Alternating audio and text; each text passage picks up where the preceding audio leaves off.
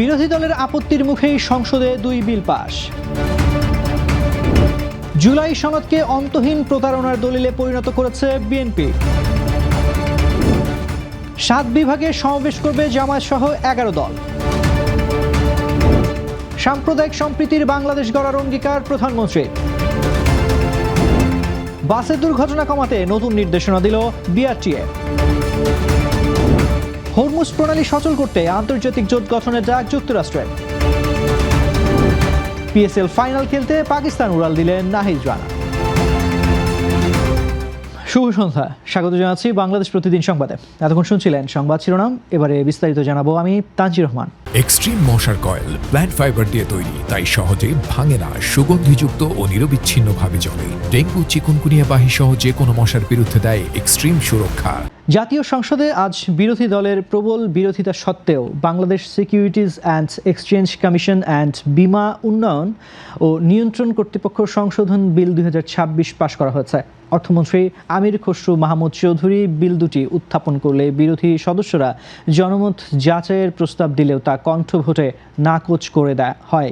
এই সংশোধনীর প্রধান বৈশিষ্ট্য হল বিএসইসি এবং আইডিআর এর শীর্ষ পদে বিনিয়োগের ক্ষেত্রে বিদ্যমান বয়স সীমা সম্পূর্ণ বিলোপ করা।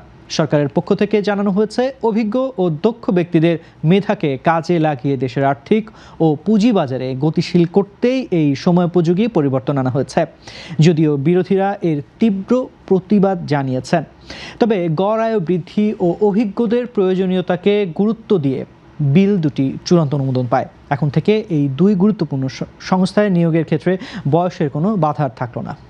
আজ জাতীয় সংসদে রাষ্ট্রপতির ভাষণের উপর আলোচনায় বিরোধী দলীয় চিফ হুইপ নাহিদ ইসলাম বিএনপির কঠোর সমালোচনা করে বলেন, দলটি জুলাই জাতীয় সনদকে দলীয় ইশতেহারে পরিণত করে এর মাহাত্ম্য কলুষিত ও প্রতারণার দলিলে রূপান্তরিত করেছে। তিনি অভিযোগ করেন, বিএনপি এখন সংস্কারের পথ ছেড়ে কেবল নির্বাচনের দিকে মনোযোগ দিচ্ছে, যা গণঅভ্যুত্থানের রায়ের পরিপন্থী। রাজনীতিতে সাথে থাকলে সঙ্গী, না থাকলে জঙ্গি সংস্কৃতির নিন্দা জানিয়ে তিনি মুক্তিযুদ্ধের পক্ষ বিপক্ষ বিভাজন অবসানের আহ্বান জানান।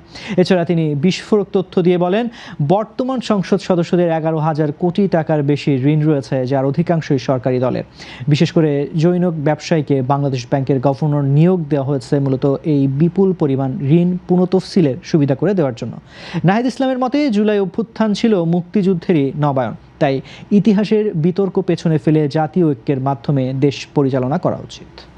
সংবিধানের মৌলিক সংস্কার এবং গণভোটের রায়ের আলোকে ঘোষিত জুলাই সনদ বাস্তবায়নের দাবিতে দেশব্যাপী 6 দিনের কর্মসূচি ঘোষণা করেছে জামায়াতে ইসলামী সহ 11 দলীয় জোট।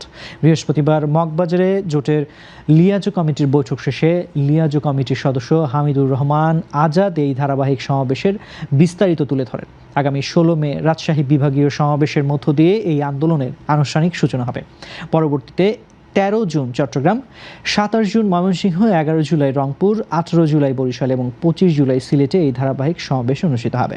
জোটের নেতারা বলছেন, জুলাই সনদের পূর্ণ বাস্তবায়ন ও সংবিধানের কাঠামোগত সংস্কার এখন সময়ের দাবি, যা অর্জনে সরকারের উপর রাজনৈতিক চাপ সৃষ্টি করা হবে। প্রতিটি বিভাগীয় শহরে বড় পরিসরে সমাবেশের মাধ্যমে জনমত গড়ে তুললে আন্দোলনকে বেগবান করার পরিকল্পনা নিয়েছে 11 দল। বৈঠকে আসিফ মাহমুদ সহ জোটের শীর্ষ নেতৃবৃন্দ উপস্থিত থেকে কর্মসূচি বাস্তবায়নের কৌশল ও সাংগঠনিক সমন্বয় নিয়ে বিস্তারিত আলোচনা করেন। মূলত গণতান্ত্রিক কাঠামো সংস্কার ও জনগণের ভোটাধিকার নিশ্চিত করাই এই আন্দোলনের প্রধান লক্ষ্য। বৌদ্ধ পূর্ণিমা উপলক্ষে আজ সচিবালয়ে বৌদ্ধ সম্প্রদায়ের নেতৃবৃন্দের সঙ্গে শুভেচ্ছা বিনিময়ের সময় প্রধানমন্ত্রী তারেক রহমান একটি মানবিক ও সাম্প্রদায়িক সম্প্রীতির বাংলাদেশ গড়ার দৃঢ় অঙ্গীকার ব্যক্ত করেছেন। প্রধানমন্ত্রী স্পষ্ট করে বলেন, বর্তমান সরকার ধর্ম নিয়ে কোনো রাজনীতি করতে চায় না এবং প্রতিটি নাগরিকের সমান অধিকার নিশ্চিত করাই সরকারের প্রধান লক্ষ্য।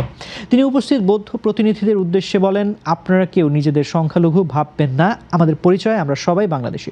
প্রধানমন্ত্রী গৌতম বুদ্ধের পঞ্চশীল নীতির প্রশংসা করে বলেন, প্রতিটি নাগরিক নিজ নিজ ধর্মীয় নৈতিকতা এবং রাষ্ট্রীয় বিধিবিধানে মেনে চললে একটি মানবিক সমাজ গড়ে উঠবে। মহান মুক্তিযুদ্ধের সব ধর্মের মানুষের আত্মত্যাগের কথা স্মরণ করিয়ে দিয়ে তিনি বাংলাদেশের প্রতিটি প্রান্তে সবার সাংবিধানিক অধিকার ও নিরাপত্তা নিশ্চিত করার প্রতিশ্রুতি দেন। অনুষ্ঠানে স্বরাষ্ট্রমন্ত্রী ও ধর্মমন্ত্রী সহ ঊর্ধ্বতন কর্মকর্তারা উপস্থিত ছিলেন এবং বৌদ্ধ নেতৃবৃন্দ প্রধানমন্ত্রীর হাতে বিশেষ শুভেচ্ছা ক্রেস্ট তুলে দেন। সবশেষ প্রধানমন্ত্রী সকলকে বৌদ্ধ পূর্ণিমার আন্তরিক শুভেচ্ছা জানিয়ে দিনটি উৎসবমুখর হওয়ার প্রত্যাশা ব্যক্ত করেন। গণপরিবহনে দুর্ঘটনাজনিত প্রাণহানি কমাতে একগুচ্ছ নতুন ও কঠোর নির্দেশনা জারি করেছে বাংলাদেশ সড়ক পরিবহন কর্তৃপক্ষ বিআরটিএ। বৃহস্পতিবার প্রকাশিত এক গণবিজ্ঞপ্তিতে জানানো হয়, এখন থেকে সব এসি বাসে দৃশ্যমান জরুরি বহির্গমন পথ নিশ্চিত করতে হবে এবং জানালার কাচ ভাঙার জন্য পর্যাপ্ত সরঞ্জাম রাখতে হবে। অন্যদিকে নন এসি বাসের জানালায় পর্দা লাগানোর জন্য ব্যবহৃত সমান্তরাল স্টেইনলেস স্টিলের রডগুলোকে প্রাণহানির অন্যতম কারণ হিসেবে চিহ্নিত করে তা দ্রুত অপসারণের নির্দেশ দেওয়া হয়েছে। বিআরটিএর মতে দুর্ঘটনার সময় এসব রডের কারণে যাত্রীরা দ্রুত বের হতে পারেন না, যা হতাহতের সংখ্যা বাড়িয়ে দেয়। নির্দেশনায় আরও বলা হয়েছে, ফেরিঘাট বা রেল ক্রসিংয়ে যে কোনো জরুরি পরিস্থিতিতে যাত্রীদের নিরাপত্তা নিশ্চিত করতে এই ব্যবস্থা বাধ্যতামূলক। এই আদেশ অমান্যকারী বাস মালিক ও চালকদের বিরুদ্ধে কঠোর আইনি ব্যবস্থা নেওয়া হবে বলে হুঁশিয়ারি দিয়েছে সংস্থাটি। এবার থাকছে আন্তর্জাতিক সংবাদ। বিশ্বের অন্যতম গুরুত্বপূর্ণ নৌপথ হরমুজ প্রণালী সচল করতে মেরিটাইম ফ্রিডম কনস্ট্রাক্ট নামক একটি নতুন আন্তর্জাতিক জোট গঠনের জোরালো আহ্বান জানিয়েছে ট্রাম্প প্রশাসন। দ্য ওয়াল স্ট্রিট জার্নালে প্রতিবেদন অনুযায়ী মার্কিন পররাষ্ট্র দপ্তর বিশ্বজুড়ে তাদের দূতাবাসগুলোতে জরুরি তার বার্তা পাঠিয়ে মিত্র দেশগুলোকে এই জোটে যোগ দিতে চাপ দেওয়ার নির্দেশ দিয়েছে।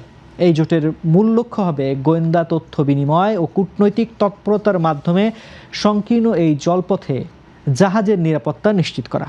সম্প্রতি ডোনাল্ড ট্রাম্প এই প্রণালীকে ব্যবসার জন্য উন্মুক্ত ঘোষণা দিলেও বাস্তবে ইরানের মাইন হামলা এবং মার্কিন অবরোধের কারণে জাহাজ চলাচল প্রায় স্থবির হয়ে আছে। প্রেসিডেন্ট ট্রাম্প তার উপদেষ্টাদের সাফ জানিয়ে দিয়েছেন, তেহরান পারমাণবিক কর্মসূচি পুরোপুরি বন্ধ না করা পর্যন্ত কঠোর অবরোধ জারি থাকবে। মূলত বিশ্ব অর্থনীতি রক্ষা এবং নৌ চলাচলের স্বাধীনতা পুনরুদ্ধারের লক্ষ্যেই ট্রাম্প প্রশাসন এই সম্মিলিত শক্তি প্রদর্শনের পথে হাঁটছে। বর্তমানে শান্তি আলোচনার ক্ষেত্রে প্রধান অন্তরায় হয়ে দাঁড়িয়েছে যুক্তরাষ্ট্রের এই অনমনীয় অবস্থান ও পাল্টা নিষেধাজ্ঞার লড়াই। এবারে খেলা সংবাদ। তরুণ তুর্কি নাহিদ রানা আবারও পাকিস্তান সুপার লিগের ফাইনালে মাঠ কাঁপাতে দেশ ছেড়েছেন। আজ দুপুরে তিনি পেশোয়ারার জালমির হয়ে শিরোপা নির্ধারণী ম্যাচে অংশ নিতে পাকিস্তানের পথে রওনা হন। এর আগে বিসিবি তাকে এনওসি দিতে অনীহা প্রকাশ করলেও ফাইনালের গুরুত্ব ও পেশোয়ারের মালিকের বিশেষ অনুরোধে শেষ পর্যন্ত তাকে ছাড়পত্র দেওয়া হয়েছে।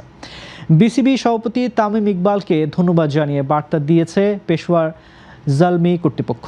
বোর্ড জানিয়েছে, নিউজিল্যান্ড সিরিজে বিশ্রামের থাকা নাহিদের ক্যারিয়ারের জন্য এমন বড় মঞ্চে খেলা অত্যন্ত ফলপ্রসূ হবে। ৩রা মে তার দেশে ফেরার কথা রয়েছে, যেখানে জাতীয় দলের মেডিকেল টিমের তত্ত্বাবধানে তার ফিটনেস পর্যবেক্ষণ করা হবে। মূলত ফ্র্যাঞ্চাইজি লিগে নিজের পারফরমেন্সের ধারাবাহিকতা বজায় রাখতেই বিসিবির এই বিশেষ অনুমতি। স্পিডমাস্টার রানার এই সফর নিয়ে ক্রীড়াঙ্গনে এখন দারুণ রোমাঞ্চ বিরাজ করছে। দর্শক, এই ছিল আজকের সংবাদ। সবশেষ খবর জানতে চোখ রাখুন বাংলাদেশ প্রতিদিনের ফেসবুক পেজ ও ইউটিউব চ্যানেলে। এতক্ষণ সঙ্গে থাকার জন্য ধন্যবাদ সবাইকে।